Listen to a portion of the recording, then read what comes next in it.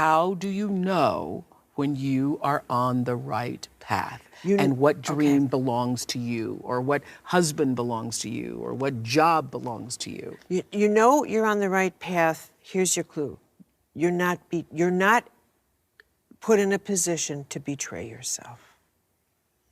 You don't betray yourself anymore. You're not put in a position where you feel like you have to negotiate your sense of integrity, which is an act of betrayal. Your heart, an act of betrayal. You don't feel like you have to compromise who you are. It feels right. You can fully, I got that.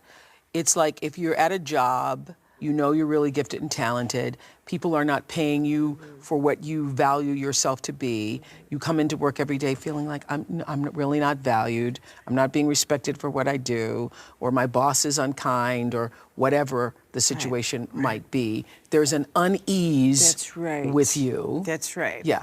And so when you have more respect for yourself, put yourself in a position where you can, feel your sense of value or worth. Right. That turns around. That's right. And that's how you know. You know because you don't feel like this isn't costing me my power. This isn't costing me my psyche.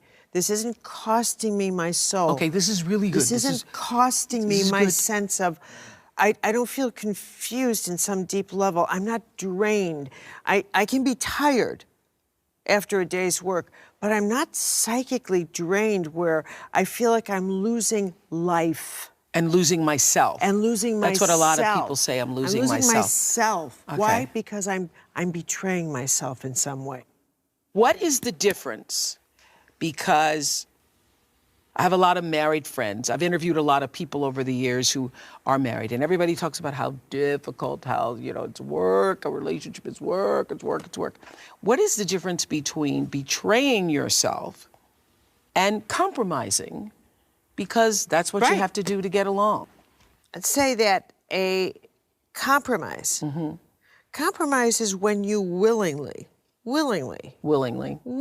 and out of love, say, that's it, all right, a little this, little that, little this, little that. But in a compromise, you don't go away feeling like I've betrayed myself.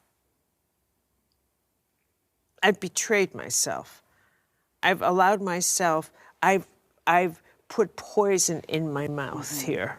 Okay, it goes back to exactly what you said earlier, that every choice is either going to enhance your spirit or it's going to drain your spirit. Right. So if you have been compromised to the point where you feel drained or depleted, then you've betrayed yourself. You have. I mean, and the numbers of times someone will say to themselves, I want to get out of this circumstance, but I'm too afraid to take care of myself. So I will lie about how happy I am in this marriage. I will put up a front. I will lie about this. But they're betraying everything that's in their heart. They're betraying everything. When they say to me, am I on the right path? Here's what's true. You're on your right path. You're just not managing it that well right now.